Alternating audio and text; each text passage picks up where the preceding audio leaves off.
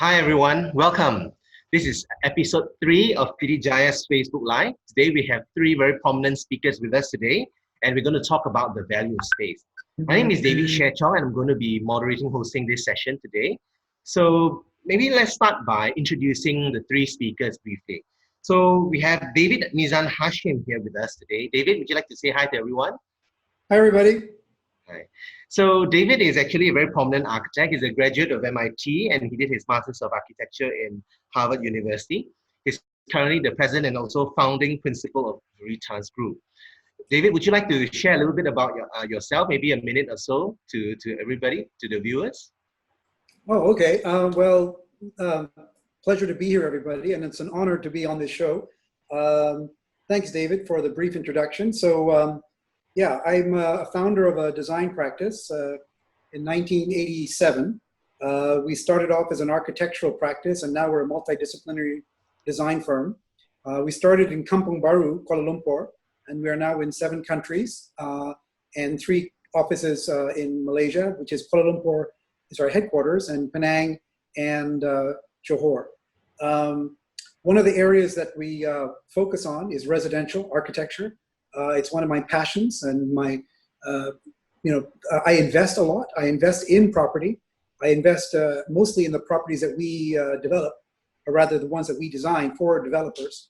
And therefore, I have a perspective on this industry, not just from the design point of view, but from the development point of view, because in a sense, I become indirectly a partner with many of our clients. It's been an exciting experience. You win some, you lose some, but you win more than you lose, hopefully. And you get to know clients very well. And it's been an exciting 33 years. Thank you. Sure. Thank you. Thank you very much, David. And next up, we also have Datuk Chia Khalid. Datuk Chia is an architect and director of Architect Archiprima. He also has a very interesting background. He has multiple degrees, right, in computing and IT. And then currently he's an architect, and he's also involved in the Malaysian Green Building Index as a certified facilitator. Datuk Chia, would you like to take a minute to share a little bit about yourself as well, Datuk Chia? Thank you, David. We are not as big as David Hashim's practice. We have been around for quite some time. We have office from Penang at first. Then we came to Subang in KL. Then currently we have office in Cambodia, Phnom Penh, East Coast Kuantan, down south Johor Bahru. We also do work in China, Vietnam, and Thailand currently. For just now what you mentioned is like my background is a bit interesting because I'm not also an architect, but also an IT guy. That's why I have to do a lot of things myself, including doing the presentation slide. It's useful during this MCO period because at this time, we really need to embrace technology to help us in doing a lot of things. For instance, you know that when we buy things now, we actually do it online. Even we design now, also we have to do it online, sketches and so forth. And discussion with developers, contractors, and so forth. So hopefully my background can help my team to pull this through. Thank you, Dr. Chia. And so we have Pedram from Armorio, right? And he just shared earlier is a combination of Armani and Dior, right? Very interesting as well. So Pedram has a very interesting background in interior design. He has done a lot of interesting works for Malaysian developers as well, interesting units and usage of space. Pedram, would you like to share a little bit about yourself briefly to the viewers, please? Yes, hello everyone. Actually Armorio is born back to 2010, and we're serving this industry about 10 years and working closely with the architect and the direct client as well. We're serving the developers quite closely within these 10 years. We found the lack of the knowledge and information in the market. We try to fit and give the taste of the European and Italian design to the ID of the Malaysia in this market.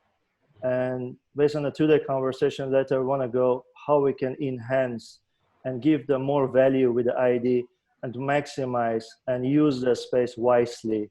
And let's start interesting topics, please. Yeah. Thank you very much. Thank you, Pedram. Look forward to your sharing later. So just to share with everyone, Baducha and Pedram later will be showing you some illustrations as well. So maybe we'll start with David Hashim. So David has, since 1986, 87, when he started his practice, so he has a few decades of experience in the architectural area. So perhaps we'll start, with David with, a little bit of sharing about the value of space and the trend so far in Kuala Lumpur. What does he observe? David, maybe you pass it to you first. Yeah, thank you, David. Well, there are things that change and there are things that don't change. There are things which are permanent. And one of the things that I've seen as Kuala Lumpur has evolved from a modest city. By the way, I'm a Kale boy. I grew up on Yap Kwan Sing. I grew up in a house which is 300 meters away from where I'm sitting right now in my office, next to KLCC. And I witnessed the whole transformation of this city from a backwater and to become one of the major cities in the developing world. And so one of the things that I've noticed in terms of the residential development, which is I want to focus on is residential, is the one thing that hasn't changed is the importance of location. In fact, if anything, the issue of location has become more important than it used to be, And when we talk about location, you've heard the thesis, the location. But I'd like to go into it a bit further. When we see the value of development, we see that, for example, the number one thing is views. It seems like a very simplistic idea that you have to focus on the view. But I can mention a project on Jalan Ampang, which we completed about 3 years ago. There were units which faced KLCC, and there were units that faced away from KLCC. The fact that those units that faced away from KLCC also faced a graveyard wasn't a very positive thing. But until today, that project has launched. Every single unit facing KLCC has been sold, and it was sold at figures that are above 2,500 ringgit a square foot. Until today, the developer has not been able to sell all the units that weren't facing KLCC. And certainly all the units that were facing, or rather overlooking a graveyard, have not been sold until today. So I think as buyers look to investing today, I think the issue of views is even more important than before. Like I said, these are so-called common sense. But sometimes we forget these things when we go into a developer's showroom and we see a chart on the wall. We don't do our research. We don't study the context as well as we should, and we pick a unit based on the wrong factors. In the end of the day, you've got the wrong view, and your unit is not going to be very good. This is, again, back to location, okay? The other aspect of location is accessibility, okay? By accessibility by roads, networks, and so on, and more by public transportation. And I'll go more into public transportation later on. But today, because of traffic and because of how expensive it is to get around the city, location is linked to accessibility, getting in and out of wherever you are. And that's why you see certain locations have done so well. Mont Kiara has so many highways coming in and out of it that it was always going to be successful. The last factor, I think, relating to location is what I would call the neighborhood factor, what you have around you, okay? If you are in a location which has a lot of infrastructure, such as schools, shopping, entertainment, then you are in the right place. There are lots of great locations which have good highway location, great views, but there's nothing around you. You have to get into a car and drive for miles and miles before you get to anything that you can use. So the neighborhood infrastructure, the facilities, these are three things which I think determine the value of location. So I have noticed that location has become more of an issue than it has ever been. Now, linking back to location is number 2 on my list of important factors, is transit-oriented development, TOD. I've noticed that developments that we are involved in and others that I've seen happening, if you are anywhere near, within walking distance, the question is, what is walking distance? Developers are being rather flexible with the term. But if you're anywhere within 500 meters, I would say 500 meters is a good benchmark of a MRT, LRT, or a monorail, or the future BRT that is happening in some places. If you are near any of these places within 10 minutes walking distance, you are a transit-oriented development, which is a big trend because of, again, the price of cars, the cost of keeping a car. And by the way, like I said in my previous speech, if you're a young person starting today, don't buy a car. Or if you do, don't buy a fancy car. It's really a depreciating asset. It goes down in value every year. Please use your money to buy a better residential investment. Buy an apartment. And if it's near a transit-oriented development, you kill two birds with one stone. You don't need to use that car, except for occasionally having to get out of town.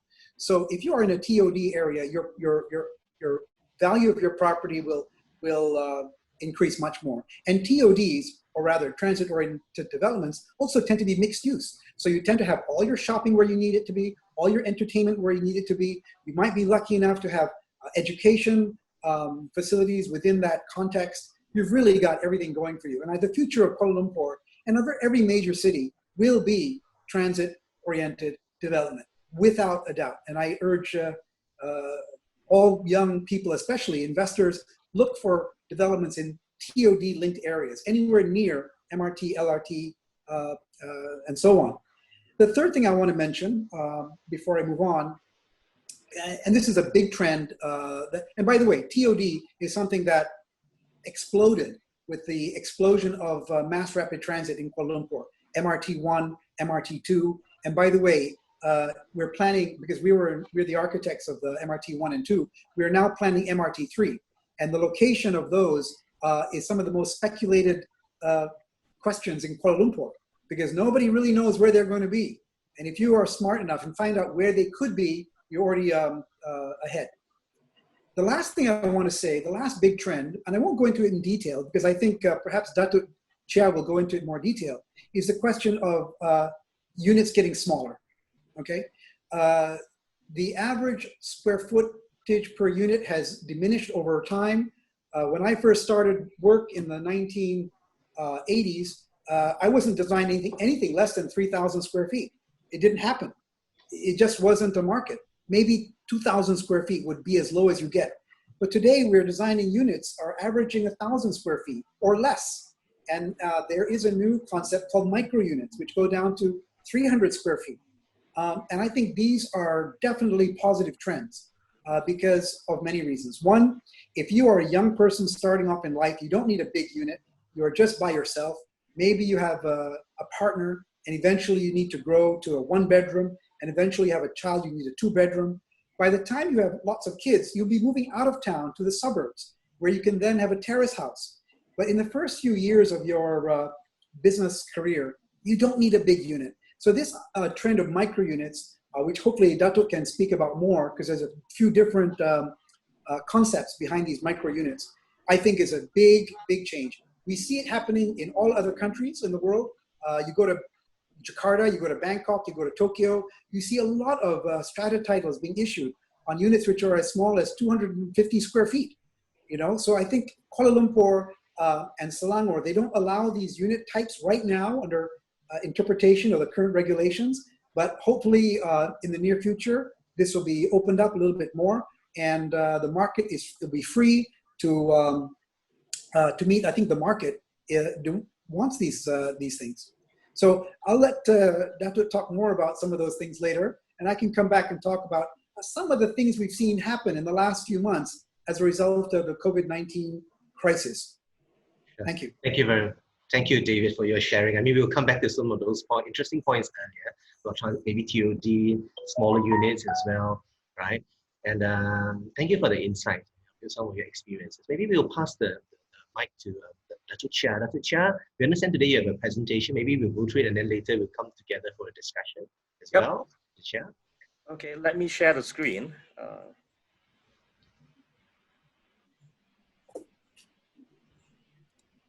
Can you guys see it? Yes. Okay, just now David Hashim was talking about more macro scenario. What are the trends and so forth, which are the locations, and when it comes to properties, the views will be having a upper hand than the other ones. So for my part, I'll go into more micro. To zoom into the unit's design itself, what is the current scenarios and what are the trends coming up, and what are the possibilities that can actually derive from a single design.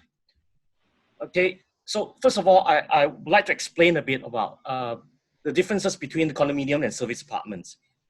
Okay, in Malaysia, we have this thing called service apartments. And typically, we have a condominium, which is a building in each of the condominium units is owned by separately different people living in it, but also contains shared areas and facilities. Service apartments are essentially commercial units sitting on a commercial land title.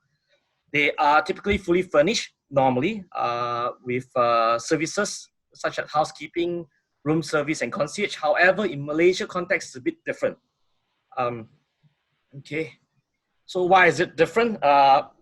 It started with I think it was in the 97 crisis when we have a lot of commercial properties that cannot be sold. Then we started to have this service apartment thing coming out. So we have three types of service apartment. One is a full service with en bloc single owner block title. They are usually rented out for short-term or long-term stay for business travelers or expats. And we also have another type, which is called the full service individual strata title, with the services similar to the above, but they are owned by individual. Okay, we have the third, which is a norm now, which is, you can see that it's popping up all over, which is non-service individual strata title. They are similar to a condominium, but the building sits on the commercial title. Okay, so sometimes it's a bit confusing. So I hope that this will clear a bit up. Then more confusingly, we have things like Soho, which is actually one of the types that DBKR actually accepted to have this title, Soho. And we have some office suites, which is service suites or SOS, or in Penang, we have this thing called CO suites. We have SOFO, which is a small office, flexible office. We have SOVO, which is small office, virtual, versatile, or variable office. And some even call SOSO and SORO, which is getting more and more confusing. In actual fact, they are just office suites, but they are flexible office suites that they are able to do similar to a SOHO. That means like some of them may have people living in it. Then we have a new trend, which is making it more confusing, which is the co-working and the co-living space. So you can see that all these trends are all coming up and so forth. So how do we address that? And what are the trends coming up? What are units available? Okay, so with new trends, we got new opportunities. Okay, so in typical units, it is what we call a single key service apartment. It's an apartment with single strata title, typically, or maybe a 2 bedrooms or 3 bedrooms with bath, kitchens, and yards, and so forth. So now we have a product which is, we call it multiple keys units service apartment. It's identical as above. However, one or more of the bedrooms have its own access, can be accessible directly to the main corridor. And these bedrooms are coupled with bathroom normally and can have a kitchenette. And it can be a fully functional studios or a small apartment by itself or an office. So some of the unit layout examples and what are the possibilities. Like for example, this unit is a single unit, it's a single key, okay? It can be used in multiple ways. You can use it all by yourself, or you can actually work in one and tenant out the other one. It can be tenanted separately for two. That means you're an investor, you buy the units. You can actually tenant both out separately. And when you have issues on sustaining one unit, it can be easily, readily rent out your excess space, especially during this adverse economic situation.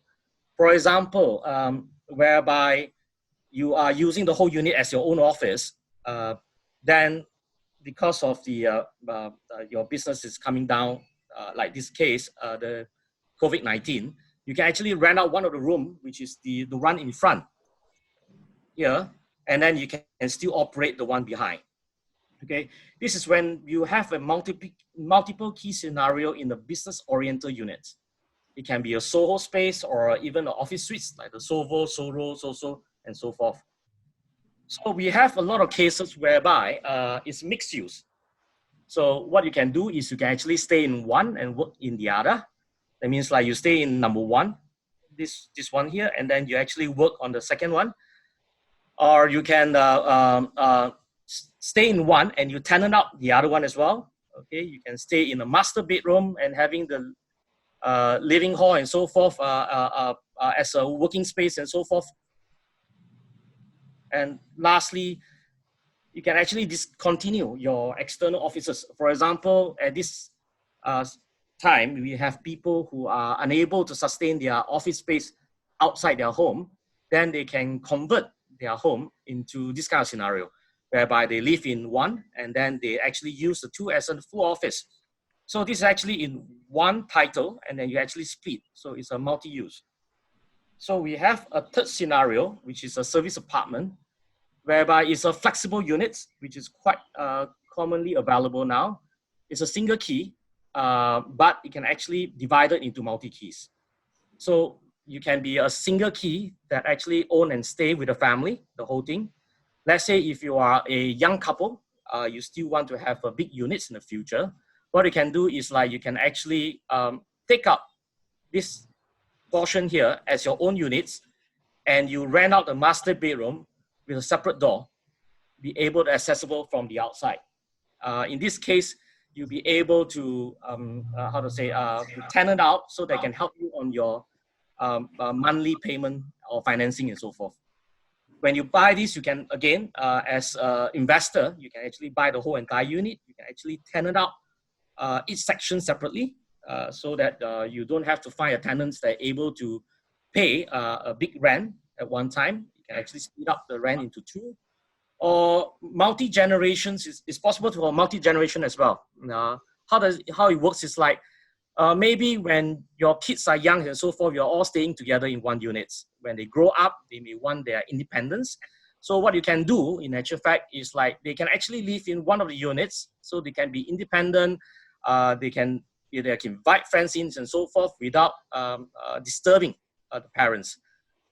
When you're older, most of the time, you have your kids all move out, so you may not need a lot of space and so forth. Then you can actually tenant out the unit as well. So this is one of the advantages of having a multi-key units. Some of the projects that we involve in actual fact, they actually turn some of these units into a dorm, a student dorm, especially those units that is around universities and colleges. So what they do is like they actually subdivide the area out and so forth. They can actually rent out to different students and so forth, and they still have their own independence. Especially now, again, during the bad times and so forth, if you think that you need a bit of income, what you can do in this kind of scenario, you can actually close up the door and you rent out one unit just to help on your income. So we also, during the MCO, we also thought about quarantine. Maybe when the person is not feeling well and so forth, you can actually use this scenario to quarantine the other guy out to another unit, so that you guys can actually make sure that everybody stays safe and stay healthy. Okay. So most of these units, when you buy a property like this, you have to be to make sure that how flexible they can be, but in the same time also whether they are in fact ready for a multiple key scenario. One of the things that you actually have to watch out is, for example, when you rent out to more people, you need more car park. So you have to know which car park belongs to who and who can use it, and how do you monitor your water, the water meter, who use more, who use less. Normally people don't care so much because in Malaysia context, the water is still very cheap. For electric meter, in most cases for this dual key, normally the developer will offer some allowance for a meter counting system, whereby you can actually subdivide the electric bill to different tenants. One of the areas that has been very popular now is like to have a lock set that is friendly for this kind of scenario.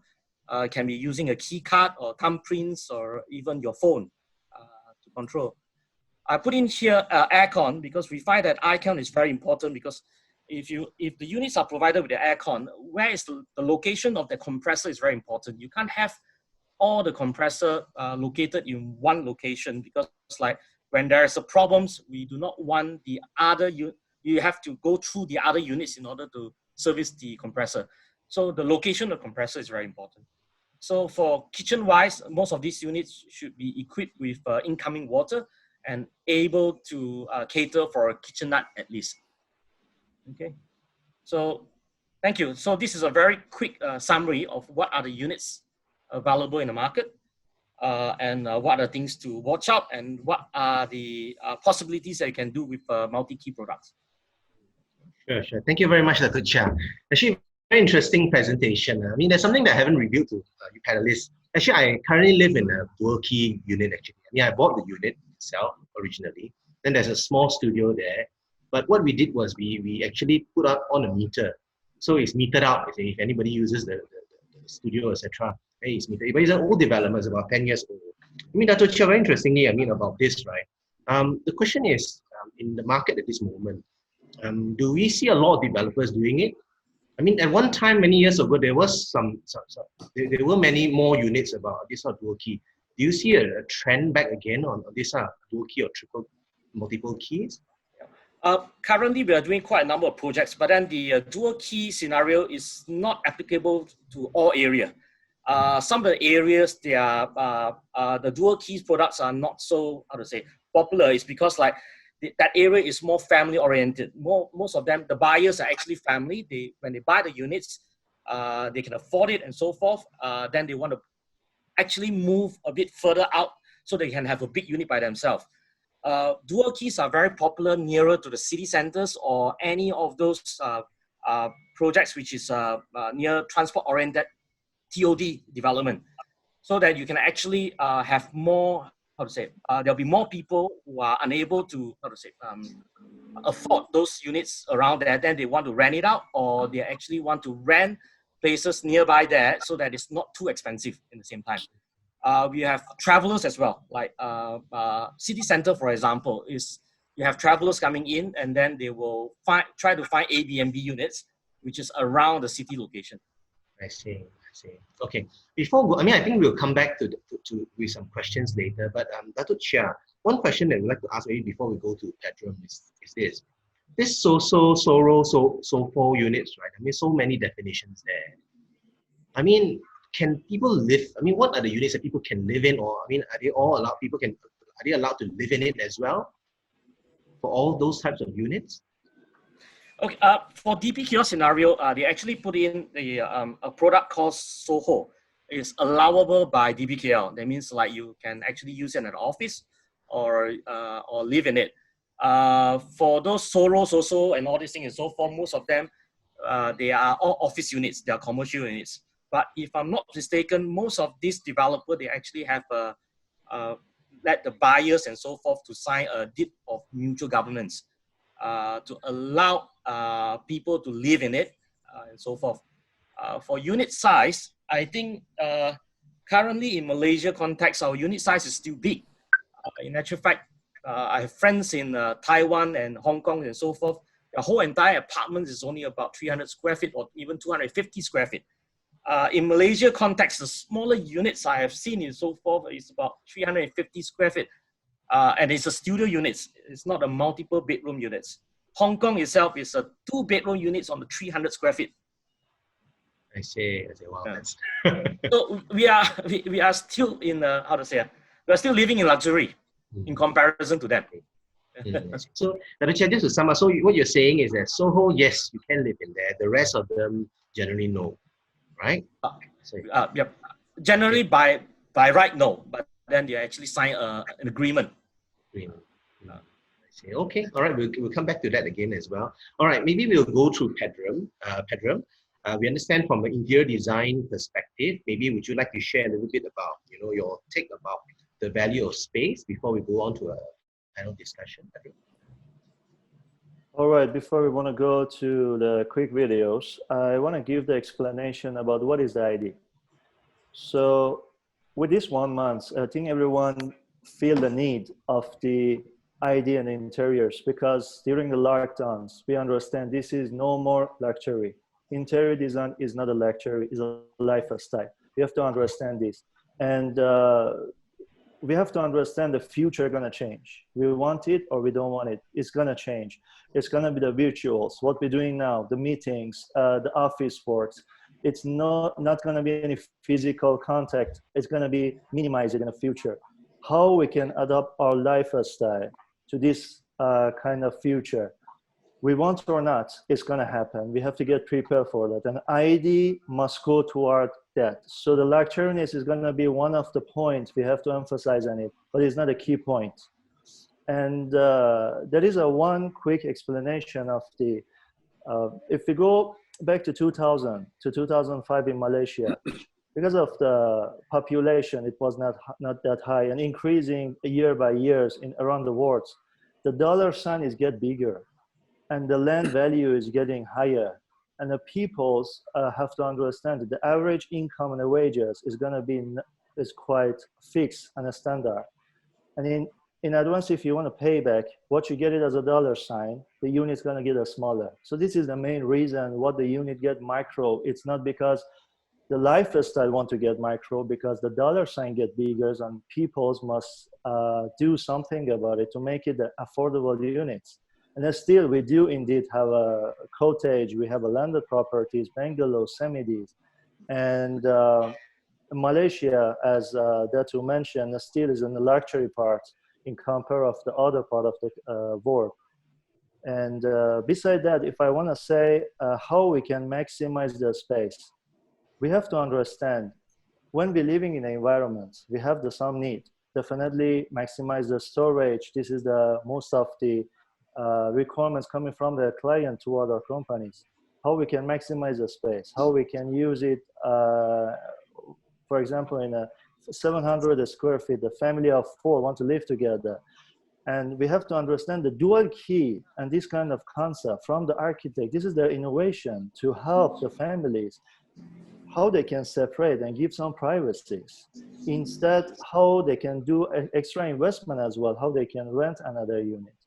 ID get it, being handy in these matters to help the buyers to come with the different scenarios. We can go through the quick video. And I try, do we have my screen now? Yes. All right. I'm gonna explain on it. It's gonna be the 8 minutes. We're gonna go through the some faults and this layout. All right, in this video I'm sharing, so I try to give the couple of the common mistake we do in the ID and what is the best way to prevent it. As you can see, this is the common set of what we're doing normally in the small room or studio apartments. With a simple change, with the double-decker beds, we can enhance the area with the maximum of the space.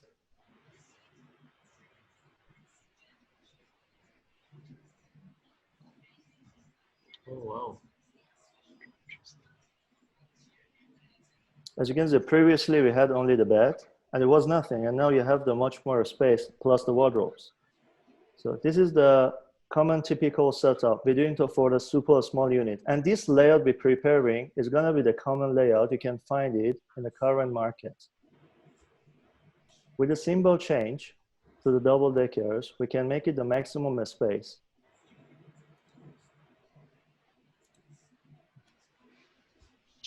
Plus we can have a bed on top.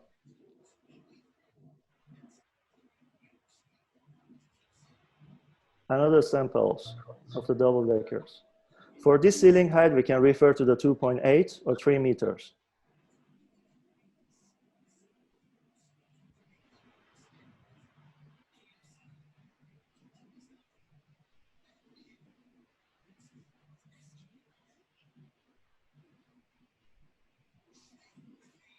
All right, another good examples I want to tell here is most of the units in apartments and condominiums in Malaysia is facing toward outside, which means we have window coverings without veranda and balconies. So how we can use this space wisely and maximize the storage? So we can see in this video, this is the walk-in wardrobe. We can create with a partition, and this is the way. So in the common practice, we're just doing the cover, which is going to be the curtain. Another examples, maximize the usage. So what we try to emphasize on this video is some ideas, how we can use the space wisely. It doesn't matter you live in a micro home, you can have the maximum storage, and plus you can have it as a luxuriness and the best lifestyle. So this is the typical double volume units we can face sometimes in the market. So the best solution, we can use the platform and making a double level. So we can double the square feet by right in the unit. Most of the Soho also coming in this market is gonna be the double volume ceiling.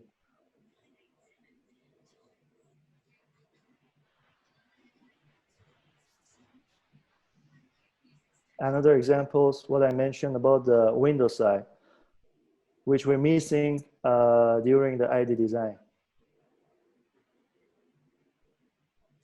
And by right we can use. Okay, this is the good example of the balcony veranda. Because Malaysia is a tropical weather, so in the hot weathers, nobody use the outdoors. And they want to use the place for the linen cabinets and the washing machines. And this is, for me, one of the best place we can locate it, as long as the management approve it. It's gonna be the veranda and balconies.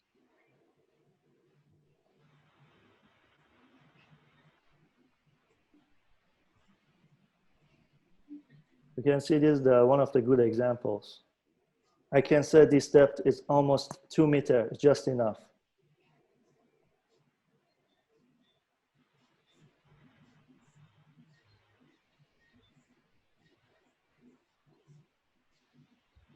This is what I mentioned again about the window side. Why I emphasize on this side? Because it's an overlook during the ID.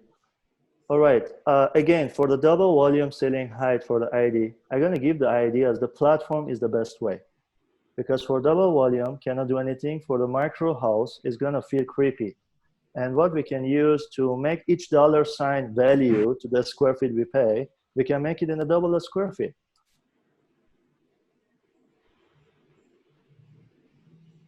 Just double up the space.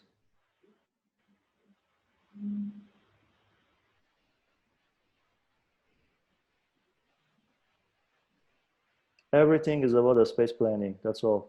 I can say this unit is about 500 square feet, not much, but we can change it to the 1,000.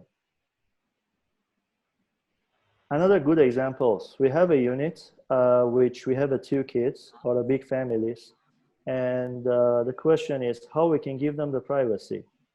The new trend in the market is a Japanese concept as a tatami or the panelings or some platforms. I can tell you this is the best way. This is the some idea again for the micro home, a small house. This is the project we done already for the student tuition.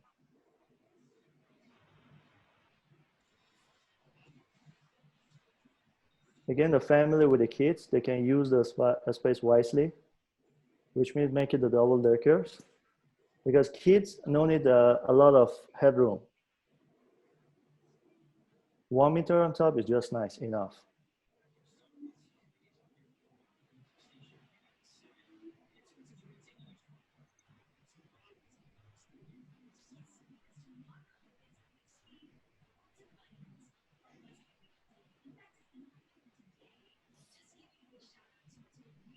All right, another best way we can make it is a system bed, which is we can make a space in the center, and the system bed can retract up and down, and what you can see in here.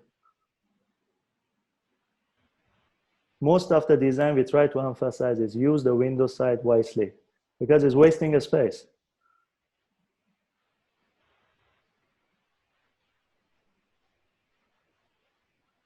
As you can see in the example, it doesn't matter how many square feet is going to be the rooms or the living or the dinings. With a small trick and a magic, can convert it to something more practical.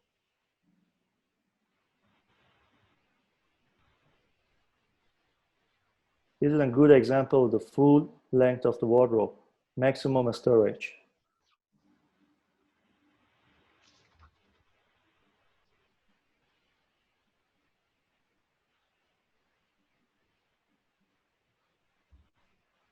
Another best trendy design I can suggest to audience, they can looking for a platform and tatami design. It's something which is quite handy, and it's going to be something, is a multi-option. It's not necessary to use it for the best. You can change it as a platform in a different reason.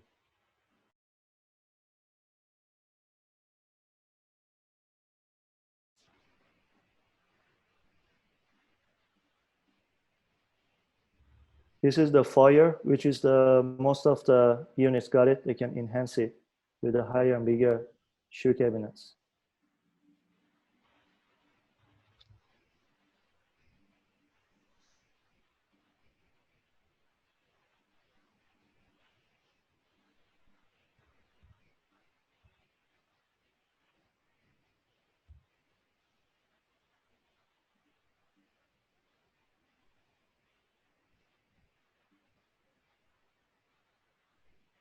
Okay, the emphasis of all of these ideas, we try to understanding, which this is the retractable, but I mentioned already, what I mentioned about tatamis, the compact, the micro home, everything can change during the times. And what is the adaptation and the lifestyle? It's going to be something we can see in the future. So the more storage is going to have bigger families to cater the more packs inside the house.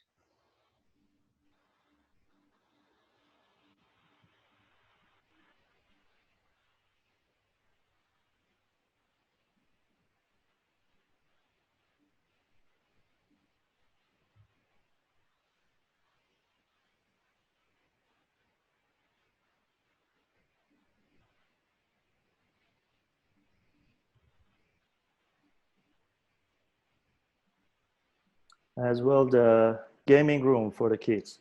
All right, what we try to show in here is a straightforward and simple. We try to deal ideas as a lifestyle, not something which want to see as a lecturiness. Lifestyle, which is every day from the 9 to 6, we're working in the office environments. And after that, the rest of the time, we want to stay at home. During the lockdown, 2 months, we stay at home. And we find the need of the IDs. IDs is a lot, something of lifestyle. In the Chinese, they say feng shui. Feng shui, the positive energy. So the energy have to flow into environments where you're living and when you experience your life. And it's something we have to looking forward. It's not something as a lecturiness. The good question from the clients come to me, should we invest money on the ID? Because this is too expensive sometimes, this design or this particular. The good answer I can say is definitely yes. Because most of your time, you're gonna live in a space you must enjoy. And this is the ideas, this is the environment you're gonna spend your time, and the function and the energy must be there. Yes, my slide is finished. Okay, sure. Thanks for that. Yeah. All right, gentlemen, we've come to the panel discussions. I think all of you have come up with some very interesting ideas. Maybe we'll start back to where David Hashim originally shared a little bit about he mentioned about common sense, right? About the graveyard units, right? Common sense. They also mentioned about the neighborhood factor, about the TOD trend, right? And units are getting smaller, right? So maybe my first question to David would be this. Do you see this, okay, perhaps people from different generations, I believe, right? Maybe they 20, 30 years ago, they were used to living in a bigger space because at that time, perhaps prices were cheaper. So to bring them to live in a smaller space, right? Or getting people used to a smaller space, is it just a mindset change or is it just interior design adaptation, David? Do you have any comments on that? I think that people are getting used to the idea of living in smaller spaces with innovative solutions like we've heard from Pedram just now. Those smaller spaces won't feel so claustrophobic with clever architectural solutions. You've heard from Dato earlier about some of the architectural solutions, plus the overlap with the interior design solutions. I think this is going to be a natural way of living of the future. It's not a question of whether we like it or not. It's a question of there is no choice. It's a question of affordability. If you're very, very wealthy, you can live in a 10,000 square foot penthouse or live anywhere you want in the world. But for most of us, especially the younger people today, it's not a question. It's not a choice. The solutions of creative architects and creative interior designers will help make them more livable. We've also heard from both Dato Chia and Pedram that the solutions are there. You were questioning whether the solutions that Pedram showed are available. Yes, they are. A lot of people are moving toward that, and perhaps, but not enough. You know, the idea of using the third dimension, using platforms to make rooms bigger is a no-brainer, especially in the current scenario where, because of a crisis, we can't move outside our homes. Let me tell you something else. We are now reacting, and developers and buyers are all reacting to this COVID-19 crisis. And we all think that we're going to come out of it in the next 1 or 2 months, and then things will be back to normal. But the fact is that there are many other crises just waiting to happen, all right? We've been lucky so far that they haven't happened very much. But there's another huge crisis which is coming, which is the climate change crisis, which has the potential to create all kinds of other disasters, including flooding. And if you have flooding, then you have blackouts. If you have blackouts, maybe you have water supply disruption. Maybe you have sanitary supply disruption. Maybe then, who knows, you could have civil unrest, God forbid. If you have civil unrest, you might have terrorist attacks. I mean, all these things could possibly overlap. So the future is the word resilience, okay? And I'm going to stress on this word resilience. In the last 10 years, the catchword for design was sustainability. All the architects talking about sustainability. We're doing GBI rating and greenery rating and all these important ratings to make sure your buildings are environmentally sustainable.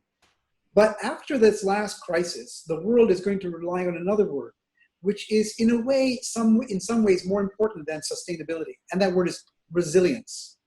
How can your environment, how can your neighborhood, how can your city, how can your building, how can your development bounce back after a period of crisis or period of disruption? A lot of thinking is now going to go into solutions of resilience. In the last few days, last few weeks, I've been talking to many friends in Zoom and asking them how they're getting by in their lifestyle. And most of them live in apartments. They have complained to me about 3 things in their current apartments. And they hope that in the future that these 3 things can be addressed in case there is another work from home situation, either caused by epidemic, but it could be caused by flooding. They can't leave their homes. A blackout, they can't leave, or haze. Haze, which comes every year, is sometimes so bad that the country is you can't leave your home, right? It's lockdown. So the 3 things are, number 1 is the balcony. Okay, and I'm going to stress this: the balcony. People who live in apartments with nice balconies, you know what? This lockdown hasn't been so bad. It hasn't been so bad. Why? They can go out to the balcony, and with the balcony, they've got the whole city in front of them, right? They can have leisure there. They can relax. They can get away from each other, especially if the apartment is small. They can have interaction with other neighbors. Hey, hi, how are you? You know, hi, Mr. Chung, haven't seen you for so long. If they're across, they can interact with people. They can celebrate. They can sing. They can play music if they have a balcony. The other thing they can do is they can exercise. With a decent balcony, you can do fitness, you can put your stationary bicycle, you can get some exercise. I feel sorry for people who have no balcony, whose external wall is just a glass wall. They can't get out. The other thing is cooking. If you have a balcony, you can cook. You can do a small barbecue. You can put a little gas stove, you can do a barbecue, which you can't do in a normal apartment, okay, without a balcony. You can do farming. I have friends who are growing tomatoes and brinjal in their balcony, which is only 5 feet wide, because they can, and they have some fresh food. And of course, there's ventilation. If you don't have a balcony, if you open up your window, you have a hot sun coming in, so you just close your window, which means you need your aircon on all day. And what if there's a blackout? What if you don't have electricity? That balcony is your lifeline. So the balcony, I'm going to argue for all my future developments, you have to have a balcony just to deal with resilience in future. And of course, if you have a balcony, then you need sunscreens to be able to control that balcony, to control the rain and the sun, which is perfectly fine. So I think the number one thing is balconies are going to become one of the trends to deal with the post-COVID-19 crisis. And I think all future buyers should demand that their units, even if they're small, have some degree of balcony, some dealing with the window. Pedram had some very nice solutions in how to deal with that usable window space. But it's better to have a balcony, actually, right? The number two thing they ask for is those who have a small foyer are so grateful, okay? That's be able to close up a foyer with a grill and have a small space. Maybe it's a dual key space that goes into 2 units, but even if not, it's a space for opening the door and locking your grill. You get cross ventilation, which you can't get if you have just a normal door on the corridor. It's also a place for deliveries. If you have your Grab deliveries or your Food Panda, they can, my mother lives in an apartment which has one of these spaces. So whenever we go over to drop things off or for her to deliver things, we don't want to touch her. She's 82 years old. So we put those things on the foyer and we leave. So that way there's a safe space that we can do interactions. She can also open the grill door. She can wave to her neighbors as they walk by. So there's some social interaction. It's also a place to be able to clean your shoes or clean your hands before you walk into the apartment. So these foyers, everyone who doesn't have one is suffering. It's that intermediate space between the public and the private. And the last thing those friends of mine who live in apartments complain about is common facilities, because they weren't thought about properly, they're not able to be used. Nobody can use the beautiful swimming pool, the gym, the reading room. They can't be used. But if they were designed better, if they were designed more intelligently, and if the development has a community application where residents can share these units on scheduled timeframes, my family gets to use the pool on Saturday from 3 to 4. Nobody else. And by the way, most swimming pools have chlorine, so they're perfectly healthy to swim in. If nobody else can use the reading room except my family on Friday from 2 to 3, these facilities, if there were more of them and they were better organized and located, then people can use facilities. My friends are now exercising in staircases. They're running up and down. But if the staircase can be used exclusively for one family as opposed to another family, then they're perfectly safe to use. And in this way, our developments, our service departments, our Soho, whatever you call it, Dato, can be used, and the facilities can be used more effectively, that even in future times of crisis, they can be more resilient. Thanks for that, David. Very, very interesting. Frankly, I mean, I live in a condo, right? And, most of the time previously, before COVID-19, I mean, after a long day of work, just come back and just sleep. But, being at home a lot, the balcony in the evening after dinner, we open it up and then the ventilation, we do sit on it, at it. And then it becomes very important, else it's quite claustrophobic at home. So I think it really makes sense. I believe for future buyers, these are some important checklists, because all these were never thought about. They never thought that COVID-19 could happen, right? Thanks for that, David. Very interesting sharing. Dato Chia, earlier, there was some mention about the word affordability, right? About, space being more premium, getting more premium, particularly, for example, near TODs, right, in the heart of the city centers. So the question is, smaller spaces, would it equate to a better affordability, whether private condominiums or, even government housing, etc.? Do you think this size issue would deal with affordability issue, Dato Chia? Yeah, I think you can see that a lot of properties, especially in the city now, they are getting more and more expensive. It goes by 3 to 4 figures per square foot. Smaller units, if you equate to the total investment that you have to get into, will be a lot smaller cost of the units. Definitely affordability is there.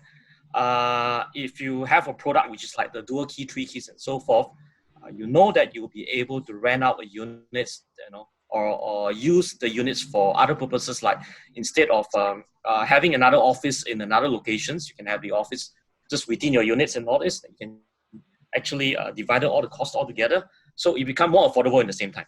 So you actually squeeze every single square foot out from the unit itself. So yes, with this kind of products, very, very sure that it's more affordable. I mean, back to the title today. Today, the title, I mean, is about the value of space. So smaller space, better utilized equals, better value creation from the space, right? So, yeah. That's all. Just one more point before we go to Pedram, right? About just how you mentioned about these dual keys, etc. I mean, in some countries, right, the government sort of promotes this thing about investors buying homes and then renting it out to people because that brings about a supply of lots of affordable homes in the city, right? So if people, I mean, in some countries, if people say, oh, there's not enough homes there, then investors buy them and rent them out, then that brings about a lot of supply. So this dual key, triple key thing that you mentioned earlier, right? So would it improve or ignite investors' interest in this sort of units where previously maybe because the yield were too low, they would have gone and invest in some other types of asset? Definitely.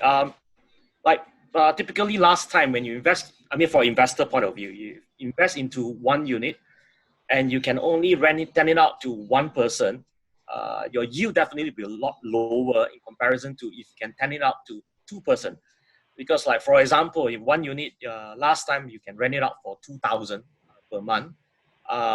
With the dual key units, you'll probably be able to even rent it out for two person, each of them about 1,001, 1,002. So you ended up, your return will be a lot higher. But most important thing is the units are designed properly so that they have equally, having the same facilities for both. Then I'm pretty sure the investor will be very happy.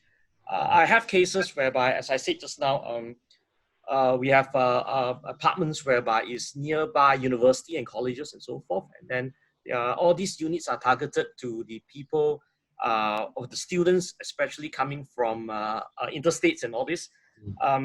They rent it out to all these students. For example, investor, they will buy in these kind of products and have the ability to rent it out to multiple students. Therefore, the return definitely higher than you can only rent it out to one person. So I'm pretty sure that with these multiple keys units, if you place them in the right location, it will do very well. I see. Thank you. Thanks for that. Pedram, I mean, very interesting sharing earlier about interior design. I think for the viewers out there, I believe, let's say when you're looking at the value of space, right? I mean, just summarizing what all three of you have shared. Let's say I'm living in a particular older place, right? Older condominium, older apartment. And then with COVID-19, I didn't realize that, certain space is so important or I need to transform my space. So how can they do it, transform their space efficiently with interior design at a very cost-efficient manner? Would it be possible for older units? All right, before we go to this question, I want to say I do agree indeed with Mr. David talk about what's going to happen in futures. We just see COVID-19 at the moment, and we have to see as a human with this technology, we cannot easily rid of this COVID-19 virus. And much more are coming, and this is ID architectures and developers job to think out of the box and think what people's gonna need in the futures. And this is the main point which Mr. David already emphasized. From the ID point of view, I can say the old house, yes, definitely can renovate. And what we have to looking forward, it's new developments. We have to change our minds. The old school thinkings, the designs, what Mr. David mentioned about what we experienced during last 2 months, what we need as something outdoors, outdoor living, as a exercise place, libraries, office, virtual life, and what it can help us. We have to understand this concept more. This is quite a raw material for architect, for idea at the moment. I can say we listen, learn, and this have to apply in the future. We have to do our best to go toward that path. And for old house, I can say definitely there is a lot of way to renovate it, to change it. and to make it, even though the old bungalow, semi-days, apartments, to make it something much more useful and equipped with the more materials. But we have to understand what is the main need. This is the most important. And from the each perspective as a client, we have to understand which we have a different range of the clients, the audience, I can say. We have the audience which is the youngster. We have the audience is the middle age. We have the audience which is the elders, which is the 50 plus. And I can say within this audience, we have to understand their need. And what they need during this COVID-19 is going to impact the future of the architectures, future of the developments. The current project we done, we in a common area, they come in with a KTV, for example. They come with some entertainment area because they have to understand it's going to happen in future again. How they're going to prevent it, how they can entertain people, how they can interact people together to make the safe distance, to make everything much more easier, the life easier. That's why I try to emphasize at the beginning of my speech, this is the lifestyle. This is not luxury anymore. This is the need. This is the must. Yep. Okay. So Pedram, I mean, do you see this trend like your developer clients moving towards certain areas, flexible use of space? Do you see this trend particularly? Because I mean, online we've seen some, for example, the same space, you can convert from a kitchen to a bedroom, etc. So those designs you showed us right earlier. Is this something that many developers in KL will slowly adopt? I can say during this 11 years I have experience in Malaysia working in these industries. Indeed, yes, they try to pick up and they try to implement much more, I can say a smart home. A smart home. This is the better word than micro and a small unit. Is a smart home. Something make it user-friendly in a way. And this is the future. We have to think about the smart home. We have to think about the future is going to be the rituals again. I try to emphasize more and more because it's going to happen. And people have to change their mind.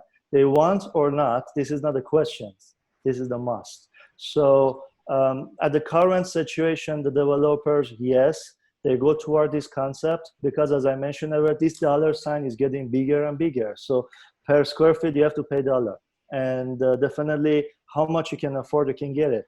And when we talk about the majority of population, with this crisis we have it, and which going to have it, the economy impact in the futures, we can expect that the unit is much more getting smaller than now today. So we cannot think which this is what it is. I mean, even though when we go to Japan, when we go to China, we have a unit which is almost the size of the master room. Everything is inside there. I mean, they have showers, bathrooms, they have kitchens. Hopefully Malaysia have a lot of land. It's not going to go toward that approach. The one more thing I want to emphasize is, it was a good lesson for everyone, all of us, which we shouldn't think about city center. We have to think about all the skirt. And for the ID perspective, when you have a nice balcony veranda, you're looking for a nice view at the moment. You want to see the building, concrete jungles, and there is nothing after 1 day, 2 days, 3 days. It's going to be something not really eye-capturing maybe. So people's, I think the futures is going to be the ID involved with the natures. Even though an architecture's firm, so the balcony maybe is getting bigger. So maybe the view is getting much more nicer. And we're living in a paradise, in a tropical jungle. So we have to use, this is the best tool we have it at the moment, I can say, yeah. And the ID is a tools, is to facilitate this, I can say, this mindset, yeah. Okay, sure, thank you for that. We'd like to pose one question to all the panelists as well. Maybe we'll start with David here. It's also to what was discussed earlier, right? One point about affordability, another point about certain features that David mentioned that people may take for granted at other times, the balcony, your foyer area, right, and the common facilities. So David, let's say the city center land, I believe, is getting more expensive, right? So the density has to be higher to cater to affordability. But in the background of this, would it be possible for a developer to incorporate some form of, those features that you mentioned in upcoming developments in the near Yeah. future? Well, they already do, David, they already do. The top-notch new projects in Malaysia have such a plethora of facilities, from entertainment rooms, movie theaters, jacuzzis, climbing walls, private entertainment rooms, you name it. I mean, it's going on and on. And I think that will continue, because when people move into these high density living situations, they need everything to be there. And if they're planned well and designed well, even if there's a whole city lockdown, and if there is a smart application where residents within a development can all use the facilities, then it won't feel so bad to be locked in, whether it's because of a flooding or a blackout or terrorist attack or whatever. Okay, so those won't be difficult. We're talking, the whole topic of our discussion is about the value of space. And I think one point that is very clear coming out of this discussion, when people buy apartments or people buy residential, they're always looking at per square foot. How much square foot, how much ringgit per square foot, how many square meters, how much ringgit per square meter. Everything is per square meter. But I think one thing that has come out today, and I think it's mostly because of Pedram's presentation, is what is the height that you're buying? In fact, I think buyers should ask more and more, what is the height of the apartment? Because if you have the right height, you could literally double your space with some of the innovations of platforms that we've heard about today, right? A 500 square foot space can be easily an 850 square foot space with a staircase and a platform. So we should be asking our developer, our clients and our purchasers, how much height do we have? Because if you have less than 9 feet, it gets difficult to put in some of those platforms. Maybe 8'6", you might be able to get away with it. But if you have 10 feet, it's easy to have a 5 foot walk-in wardrobe or something space, and then a 3 or 4 foot high bed space above your head. So we should be asking about height more and more. Some of the projects that we do now, even if there is a small beam transversing the second or third bedroom, we just put a plaster ceiling and make the whole room 6 inches lower. Actually, we shouldn't. We should just leave the exposed beam there and let good interior design solve that beam situation by taking advantage of the double height. So I think these are some of the innovations that we're going to see more of going forward. I think interior design is going to become so critical for small units in the future, because you need flexibility. If you only have 800 square feet or 500 square feet, rooms have to change to become different. A room has to be a dining room, and then it has to become an entertainment room. After that, it has to become a playroom. After that, it has to become an exercise room. After that, who knows? These spaces need to be very, very flexible. And one thing I predict is that people who've been living in their apartments for the last 2 months, you know what? They've been thinking of all the things they need to do. And, all the things that they're going to do to change their apartments, to make them better. And I see a huge business in interior designers and renovation and contractors renovating apartments. When all these, housewives have been bugging their husbands to say, I told you we should have done this, we should have done that. And now it's all going to happen in the next 2 months. Watch out. Pedram is going to be very busy. Thanks for that. Very, very interesting. Yeah. David, Dr. Chia, right? Dr. Chia, back to that question today about the value of space, right? So, has mentioned earlier, you see that, because it's getting so expensive in the city, etc., high density, right? So in light of this COVID-19, David earlier shared some features as well. Do you have any other comments on that? Any other key features you think developers will incorporate because of this COVID-19 as well experience in the new development? First of all, I think that what we have learned so far is we are all stuck in the small spaces and so forth. We have to start thinking about how to innovate the space and how we can make sure that the spaces that we have is flexible. I mean, like, other than today, we've been working at home, working from home and so forth. So if you have husband and wife working and you have kids still attending schools and so forth, every single person needs a private space. So we want to make sure that our units are flexible enough to counter for that. That's for our cases, and for some which are not so lucky, where when they actually lose their job and so forth, and they have a units to feed. So the space must be flexible enough for them to tenant out at this time, whether to a friend and so forth, to combine the resources together to ride it through. Okay. With technologies, I think we do not need a lot of spaces anymore. For example, David Hashim was talking about having the balcony and all this.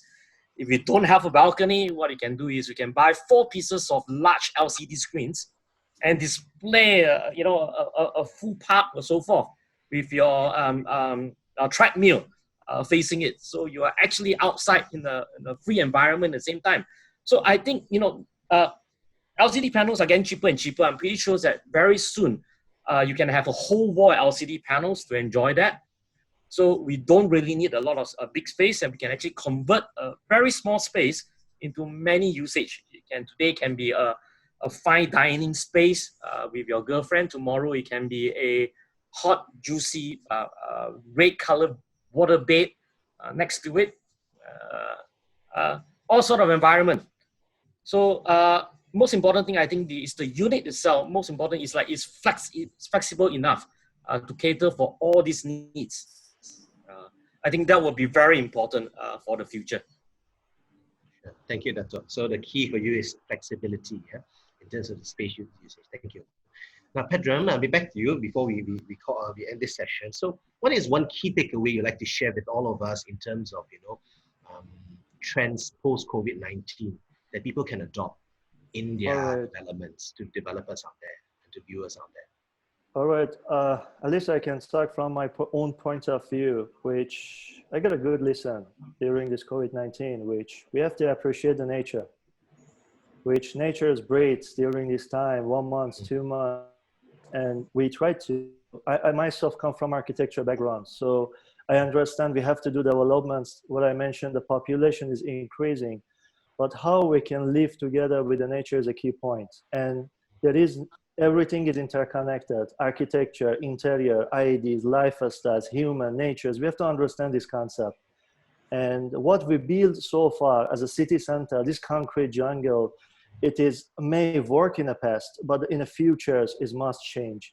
And, the futures of the ID as an affordable micro home, either is going to be the smallest square feet, and as a dollar sign wise, everything must go through one way only. They have to see the futures must be green building, a sustainable building. This is the key point I can say. We have to emphasize on a green design. Interior should be green, exterior should be green. And we live in a tropical weather, which is every day raining, where we have a humid weather. So it's really easy if we want to make the green building as a facade way, if we want to make the balconies. So we have to use this gift from the natures in a way of the goods. And what I want to emphasize is interior. Though it's a time for you to spend there's a place to spend your time, but we have to think also there is an exterior as well. So architecture is not the box, it's not the concrete what we think. As recently, Mr. David done a lot of amazing jobs, and what he mentioned, they make a lot of theaters, they make the KTVs, they make a lot of places, which means entertainment place. When the population go higher and higher, this market cannot serve. The cinemas is not enough. We have to understand the theater is not enough. How many theater we want to build? How many cinema we want to build? So we have to make everything. I can say at least a minimize in-house structure. So I want to summarize what I said till now from the ID. The micro home, affordable units. it's going toward a smart unit, and gonna be the green unit. So this lifestyle adaptation in the future is gonna be the virtuals, which means the need of the work from home is gonna be more in the futures, mostly in the IT company, even though I think after the COVID-19 is resolved, hopefully soon, we can see the feedback from the client, which is, I think the office is not gonna use much, and we're gonna have the future in a way of office home, and home as a lifestyle, which is you can exercise as home, and as well you can use all the facilities. This is what we have to think. Well, again, we have to think out of the box to give all these facilities to clients. Yes. Okay. Thank you very much, Pedram, for your sharing. I'd like to thank Datuk Chia as well and David Hashim for all your time and sharing your ideas. So thank you, viewers, and we hope you enjoy episode 3 of the PT Jaya Facebook Live. Today's title is Value of Space. I'm David Shechong, and we'll see you again. Thank you all, and have a good day ahead. Thank you. Thank you. Yeah.